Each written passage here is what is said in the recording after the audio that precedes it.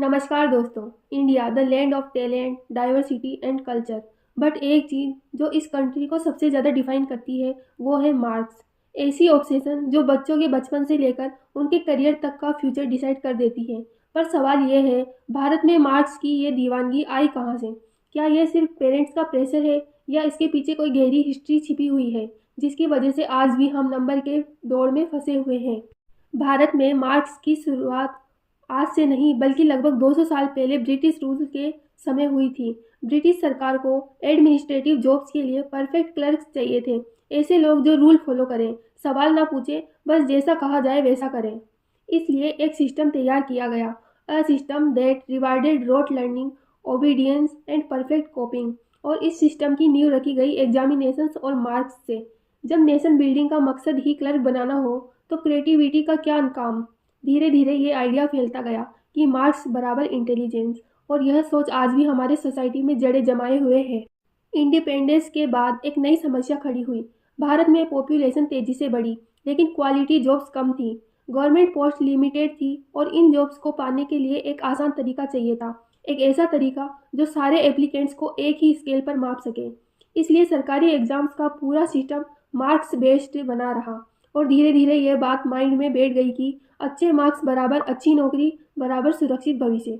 यानी मार्क्स सिर्फ नंबर नहीं, एक पूरी लाइफ सिक्योरिटी बन चुके थे।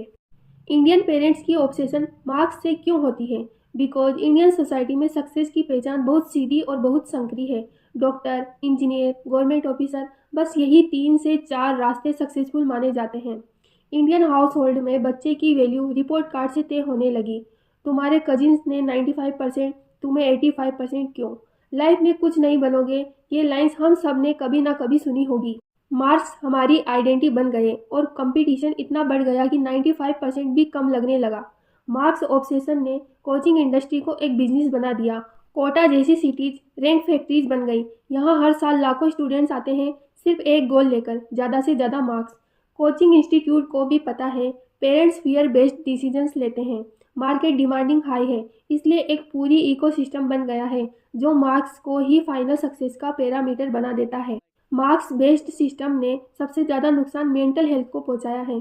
एंजाइटी, डिप्रेशन, ओवरथिंकिंग, ये सब स्टूडेंट्स के नॉर्मल इमोशंस बन चुके हैं। आज भी भारत में हर साल हजारों स्टूडेंट्स सिर्फ मार्क्स प्रेशर के कारण अपना जीवन खत्म कर देते हैं। लेकिन अगर मार्क्स ही सब कुछ होते तो दुनिया के सबसे बड़े एंटरप्रेन्योर ड्रॉप आउट्स क्यों होते? ट्रू इंटेलिजेंस क्या होती है? Creativity, problem solving, emotional intelligence, curiosity.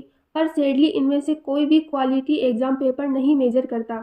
जरा सोचिए, अगर एपीजे अब्दुल कलाम मार्क्स के प्रेशर में होते या आइंस्टीन रोड लर्निंग में फंस जाते तो शायद वह हिस्ट्री ही बदल नहीं पाते। हम मार्क्स ऑब्सेशन से बाहर क्यों नहीं आ पा रहे? क्योंकि अभी भी हमारे देश में जॉब्स कम और पॉपुलेशन ज़्यादा है। कंपटीशन एक्सट्रीम है और जब कंपटीशन ज़्यादा हो तो मार्क्स स्क्रीनिंग का सबसे आसान तरीका बन जाते हैं। लेकिन धीरे धीरे बदलाव आने लगा है। स्किल बेस्ड हायरिंग बढ़ रही है। स्टार्टअप्स डिग्री नहीं टैलेंट देख रहे हैं। ऑनलाइन लर्निंग ने स्किल्स एसेसिबल बना दी है।